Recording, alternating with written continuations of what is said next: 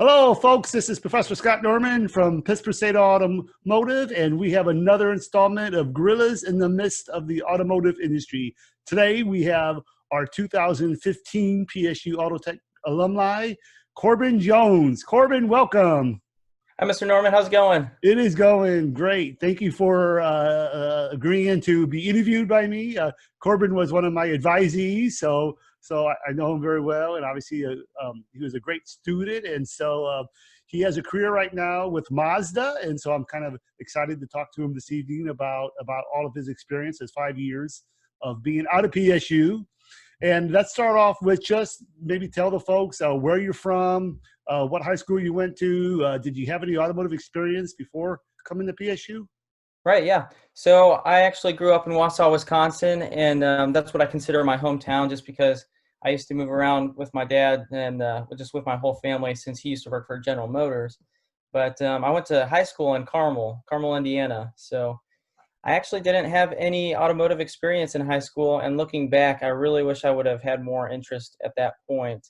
I didn't really gain an interest in automotive until probably later in high school, early college, when I started to notice sports cars and things like that. So that's what really caught my interest. Okay. And having a dad that was in the auto industry also. Yeah, so you probably had some GM cars at home. You probably had some new GM cars at home, so there probably wasn't a lot of tinkering in the garage at that point. Right, yeah. Yeah, that tends to happen. You have brand new cars, you don't tinker a lot. And so, okay, well, then you come to PSU, and what was your area that you were that you had as far as an emphasis? Well, it's crazy. I didn't even know that I was going to be in the automotive program or PSU until 2 or 3 weeks before school started. I was enrolled at Arkansas for school, and yeah, my parents said, "Hey, why don't you at least check out the automotive program?" But for some reason, at that, up until that point, I hadn't really given it a shot. So we went and checked it out, and I really liked what I saw. So then I enrolled in automotive technology in Pittsburgh State, and I started out in the service management and marketing program. Okay. And then about a year later, I switched over to collision repair and insurance management. Okay. Can you tell the folks what are the extra courses that you take if you're in we call it the CRIM area, so the collision and insurance management area. So what extra courses would you take? Right. So thinking back on it, it was just a few extra courses, really, just a few extra courses in collision, like refinishing, and there was one in body repair. Yep. I actually didn't take that one just because I had an internship and ended up working that out where I just did the internship instead. So. Oh, okay. Got it. Okay. So yeah, so then there was a refinishing class where you're actually learning how to paint, and then the body repair. So you're learning how to pull dents, and we call that structural, non-structural. So you're learning how to section out, an A-pillar, or you're pulling out dents using some body filler, and learning how to sand that down, and getting ready for paint. And then you probably took a insurance class. Yeah. Yes. Yep, kind of like an adjustment class to learn how to adjust for a wreck or something like that. Yep. Okay, got it. Okay, so while you're at PSU, then your internship. What was your internship that you had? So I had 3 total. The first one was at a dealership. It was right there in town, actually, J. Hatfield. Oh, it was on the corner where Colton's, I think it's Colton's Steakhouse now. Yep. So it's crazy, like when I saw that just disappear and they put up the Colton's, it was kind of wild thinking back on all the memories I had at J. Hatfield. I worked there for about 9 months during the school year, and that was 2012. And then after that, I left that one to go up to Indiana for an internship with Erie Insurance. So I had a 3-month internship one summer with Erie Insurance, and then the following summer I went up to Wisconsin for an internship with a body shop, which happened to be a good hands or a preferred shop of Erie Insurance. Okay. So I kind of made the connection through that. Okay. Could you tell the folks maybe what did you do in each of your 3 internships, so they have a little bit better idea of what someone would do with maybe kind of like an insurance company? Yeah, so the first one at the dealership, I was mostly washing cars and just doing the kind of daily duties that they needed to have done. Just, Oh yeah, the entry level job. We all yeah, have to do it. You know, you're either changing tires, you're changing oil, you're sweeping the floor, washing car. We all have to pay our dues. and I had to wash cars outside. So there were days where it was like 15 degrees, not, I guess more rarely into 15, but 20 degrees. And by the time I would wash the car off, I couldn't chamois it because it would like the water would freeze on the car. So that was, there's one thing that I wish that I would have done. I wish I would have asked more questions with the sales consultants and the sales manager, but I was pretty wrapped up with my duties. So Yeah, I just just wish I would learning. have, Yeah, just yeah, surviving. Yeah, your first job. So yeah, yeah. okay. And then the second one, I was up in Indiana with Erie Insurance for the summer of 2013, and that one was pretty fun. I I actually went back and got to hang out with lots of my friends that I went to high school with, and um, but yeah, with them, I went out to different auto auctions and tow yards and learned how to write estimates. After those 3 months, I wasn't fully I don't think I really got fully immersed enough just from 3 months, but it was a really good introduction to insurance. And Okay. so I would shadow claim adjusters as well and go out into the field with them and see how they wrote estimates and handled customers. And that's what really, after that, I'm like, wow, I'm going to be a claim adjuster because that's a lot of fun. It was Yeah, a well, very that's fun. yeah. It's kind of nice to be able to do that, to be able to see if you like it. Because some students will do an internship and say, "Oh my God, I don't ever want to be in that environment again." Versus other students will say, "Oh my God, I love that environment. That's what I want to do." So it kind of gives you, a taste of, hey, do I like this? Do I not like it? I tend to tell students an internship is like a 3 month job interview, is what it is. Oh, yeah. To see if the company likes you, to see if you like the company, see if you like the work, and if you don't like it, you can part your ways, and no one's upset about it, right? So, Yeah, it's true. okay. And then what about your body shop experience?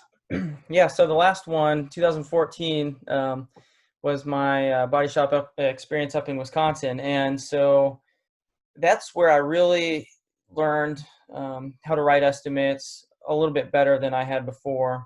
And I was actually writing repair orders for the shop that would be converted and used. So that felt nice. That felt great, actually, that I was writing estimates that were used as actual repair orders. And so, of course, sometimes the owner would look at them just to make sure that they were Yeah, that's everything normal. was how he would like them to be written. And but yeah, that was a lot of fun. I was working with customers, and that was a really fun part of the job. Just handling customers from beginning to end, following up with customers on the phone, and just making sure that they were satisfied with the work, seeing if we could do anything else to help them out. And then just also giving them status updates throughout the process, and just pretty much learning the ins and outs of that business. Well, yeah, and really, that's really some great experience, because no matter where you go into industry, you have to have the customer satisfied, and of course, if the customer is not satisfied, they're not going to come back, buy your product, visit you again. So it's very important to actually have those skills, build those skills of customer interaction. So you could go other places in the industry. So that's neat. So 2015, you graduate PSU. So what was your first job in the automotive industry after 2015? Well, since I grew up in Wisconsin, I was just hoping and dying to get back to Wisconsin, and I could not believe it, but my first job offer was with Allstate up in Milwaukee, Wisconsin. And so there I was up there for about close to a year with Allstate, and I went straight out into the field as an auto field adjuster. And so yeah, I was covering part of the Milwaukee area and just going to different tow yards every day, customers' homes, body shops, and just writing estimates every day. And it was a very enjoyable job. Okay, I know that a lot of our students will do that, and they say that's a fun job. So did you work out of your office or a home office, or did you work out of your own house, or? Yeah, just out of my own house. The nearest office, well, my home office, our regional office rather, was like 2 hours south in Illinois. Okay. So I didn't have to go very often, and I'm not really an office guy, so it was nice just waking up and getting my work done on my own, scheduling everything. You have to be kind of responsible for yourself and be able to keep yourself on task and everything.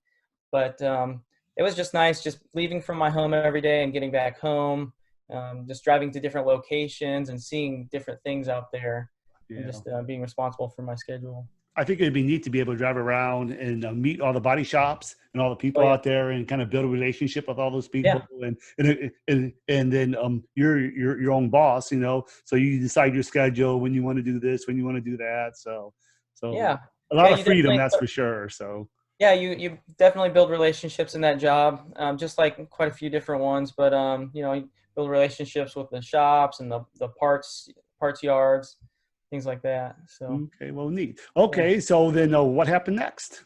So at that point, I ended up transferring with Allstate to Kansas City because I missed my family. So I just wanted to be a little bit closer to my family. So I was about 2.5 hours away from my family at that point, and I was there for 3 months. But then an opportunity came up with Mazda, so I I moved down to Houston with Mazda in 2016, September 2016, and I was a service specialist there, so parts and service operations specialist. So I started there, and I it's one of those places where I said, "Oh, it's so hot, I'm never going to go to Texas." But I'm glad that I took the opportunity because I had a lot of fun down in Houston, and it was a good job to start out in the auto industry and just kind of get a working knowledge of just how the auto industry works and all the corporate careers. And it was a really good view at kind of what all was out there, just besides the few auto positions that I knew about. Okay, can you tell the folks a little bit about that position and what you did? Yeah, so as a service operations specialist, I sent out, I looked at data and analyzed data that came in for parts sales and even just customer experience scores. I analyzed that data and I would send it out in useful reports to the field team on a daily basis, sometimes on a weekly basis, depending on the report. So I was just really working more internally with our field team and some of my managers. Yep. Okay. Now, does Mazda have some type of office there, some business office there that you worked out of? Yeah, they sure do. Okay. So out of that whole region, there were about 50 to 60 people just based out of that region. And that includes the field staff living in the states surrounding that area. But in the office itself, there were probably only maybe 10 to 15 people on a daily basis. Very small operation, but great people to work with, and I Okay.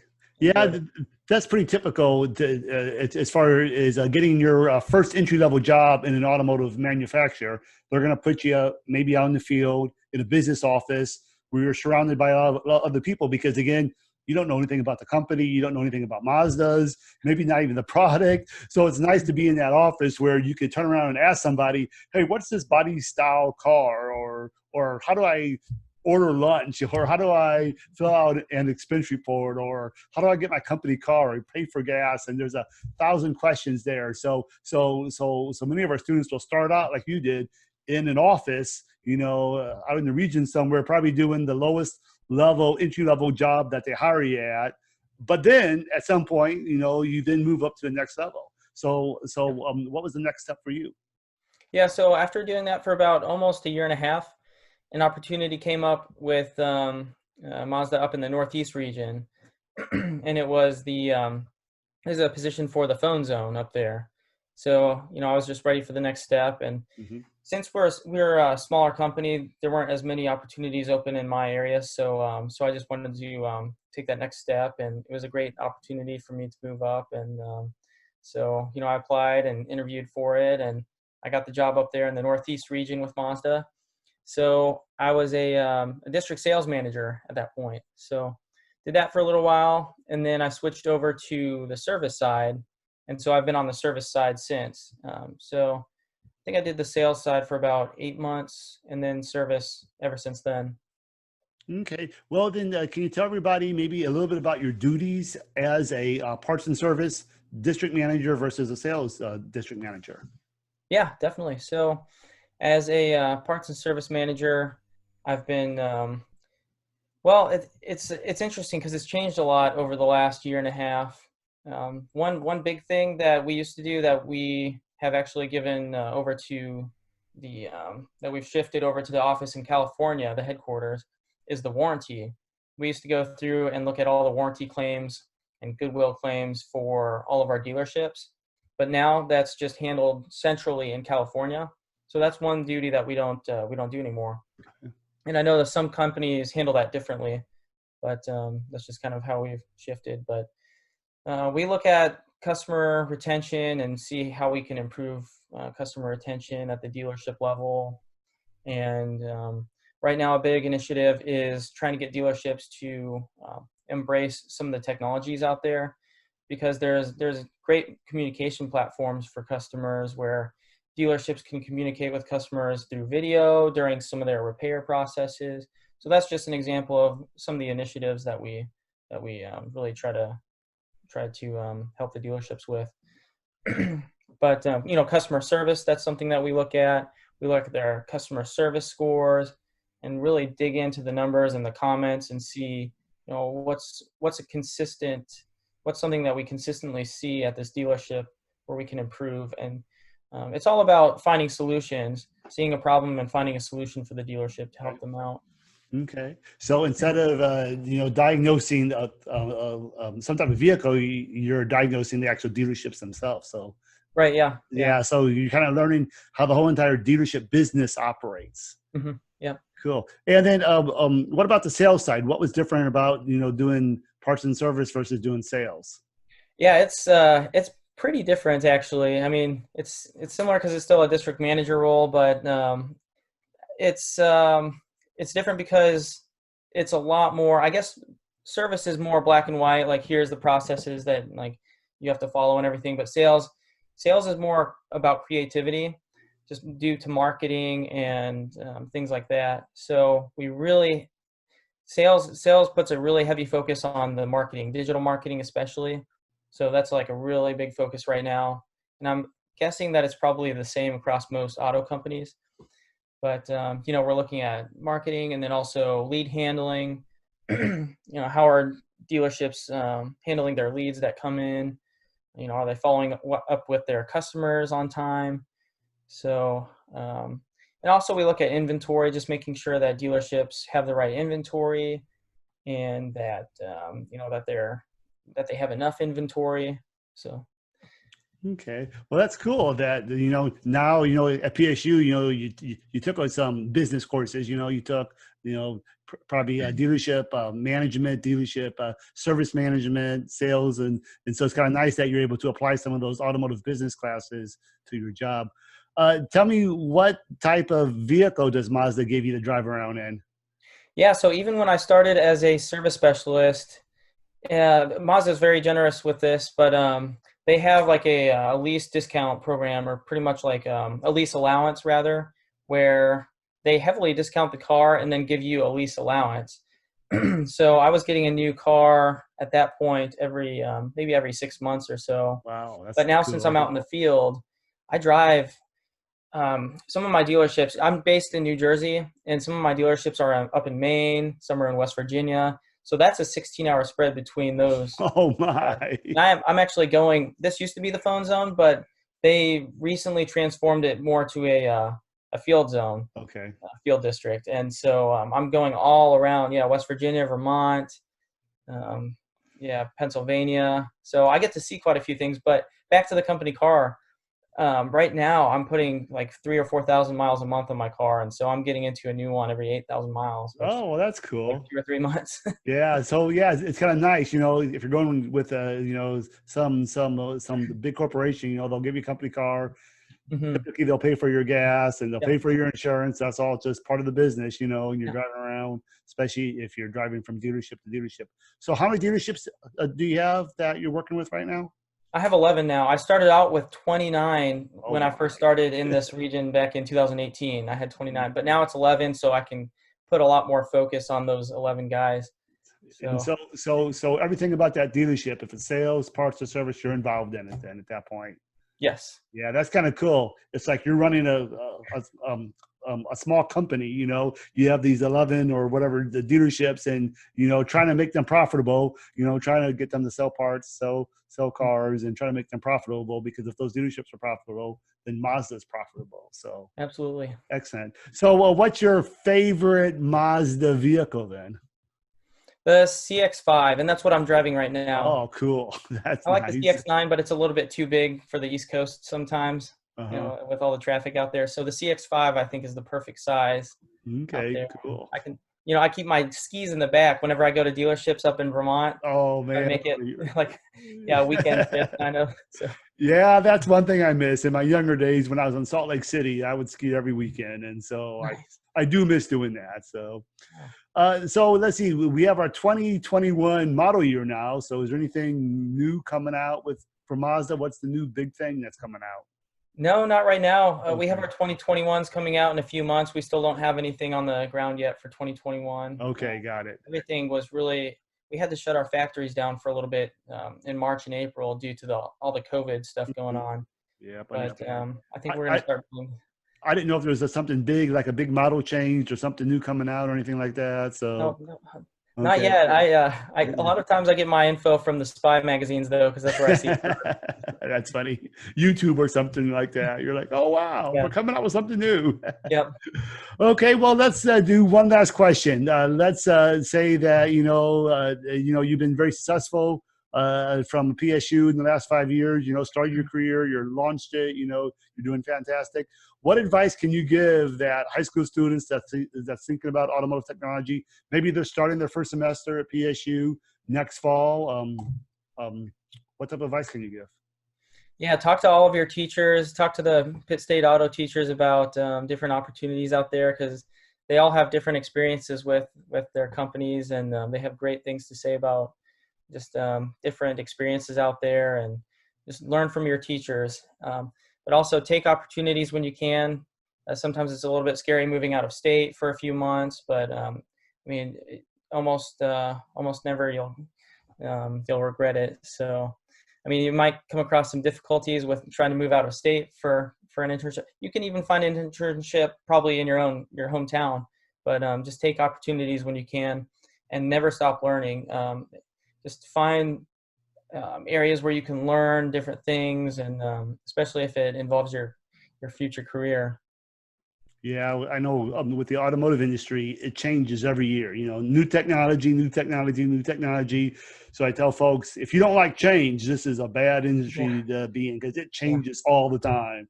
Because yeah. back when I was in school, I said it's an awful lot. Carburetors and distributors is what we were working on, and of course, there's no carburetors and distributors anymore. And so, also you have to keep learning, because if you don't, then I'm stuck in the 1980s. You have to keep learning to be able to understand the new technology and hybrid vehicles and electric vehicles and electrification and autonomous vehicles. It's moving so fast that I'm excited for these students that are coming up, and yourself, what you're going to see in your career. I'm thinking what I saw, it changed this much, well, what you are going to see is going to be huge over the Yeah. next, 30 years or so. So. Oh yeah, it's gonna be wild. Well, Corbin, thank you very much for your time. It's been fantastic seeing you again. I always love seeing my students and hearing all the great things, the exciting things that you're doing out in the field. It definitely makes me proud, that's for sure. So, folks, this is another installment of Gorillas in the Midst of the Automotive Industry. If you're looking for more career advice about the automotive industry, you could follow my YouTube channel. Just look for Professor Pintane. I have a series of videos with other PSU alumni. You could also look for my new webpage. Just look for professorpintane.com. Thank you very much. Have a good evening.